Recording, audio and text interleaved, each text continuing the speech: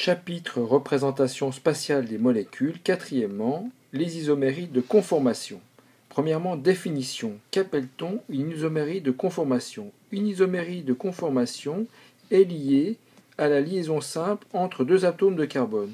Effectivement, cette liaison simple entre deux atomes de carbone permet une libre rotation entre ces deux liaisons, et donc elle engendre, si on regarde la représentation de Cram,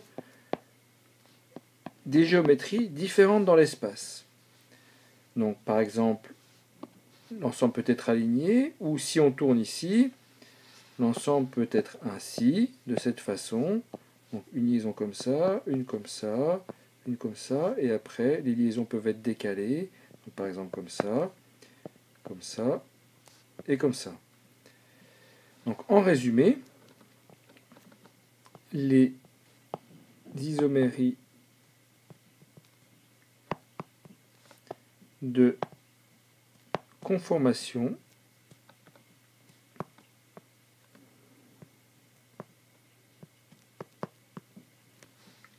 sont les différentes structures dans l'espace d'une molécule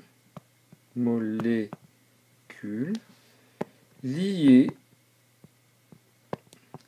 à la libre rotation de la liaison simple entre deux atomes de carbone.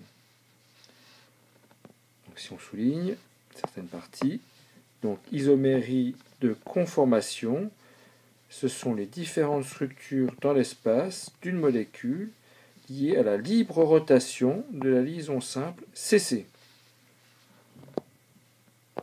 Quelles sont les différentes propriétés des isoméries, stéréoisoméries de conformation?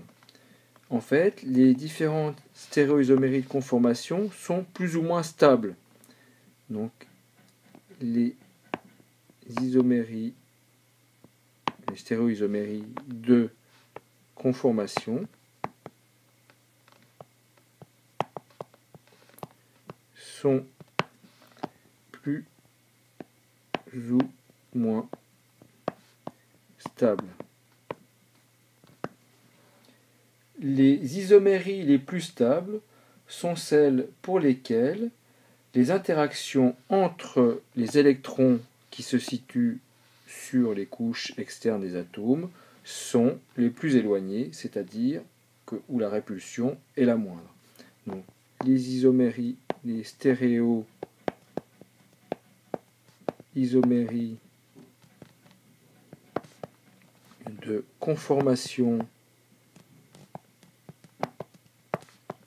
les plus stables sont celles pour lesquelles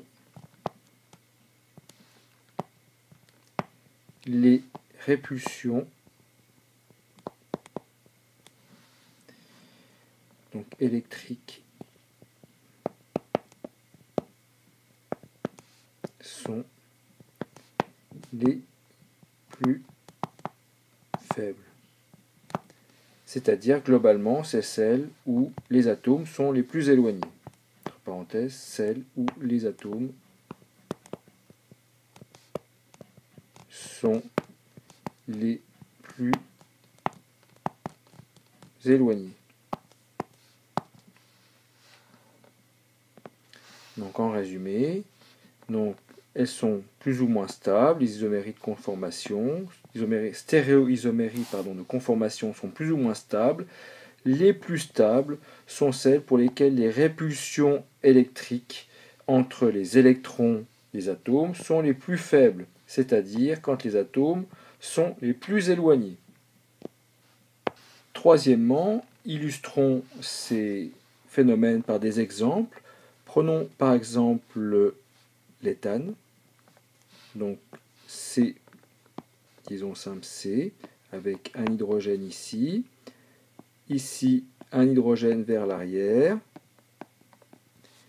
et ici un hydrogène vers l'avant, avec exactement les mêmes positions des atomes, ici et ici. Donc on se rend compte dans ce cas-là que les atomes d'hydrogène sont relativement peu éloignés. Donc c'est une conformation qu'on appelle d'ailleurs éclipsée. Donc voyons l'autre conformation extrême et nous allons comparer les positions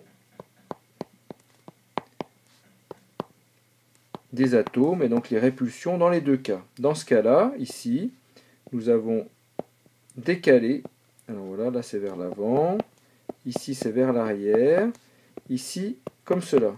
Donc là on a une conformation décalée, c'est-à-dire que si on regarde en face, si on regarde vu d'ici, comme ça, donc je vais changer de couleur pour que ce soit bien plus clair. Si on regarde comme ça, on a le premier carbone pour lequel l'hydrogène est en haut, ici les deux hydrogènes sont en bas, et là le deuxième carbone qui est derrière que je représente par un rond, les hydrogènes sont comme ça et comme ça, donc on voit bien que la conformation est décalée. Dans l'autre cas, si on regarde ici, les premiers hydrogènes sont comme ça, sur le premier atome de carbone qui est au centre ici, et le deuxième, si je le représente en plus gros, sont exactement alignés, donc c'est une conformation éclipsée. Donc on voit bien que dans le premier cas, ici, pour la conformation éclipsée, les atomes d'hydrogène sont beaucoup plus proches que dans le deuxième cas où ils sont décalés. Donc, question, quelle est la conformation la plus stable des deux? La conformation la plus stable est la conformation décalée, puisque les répulsions électromagnétiques sont les plus faibles. Donc ici, on a la conformation la plus stable. Dans ce cas-là, et bien sûr, l'éclipsée est la conformation la moins stable,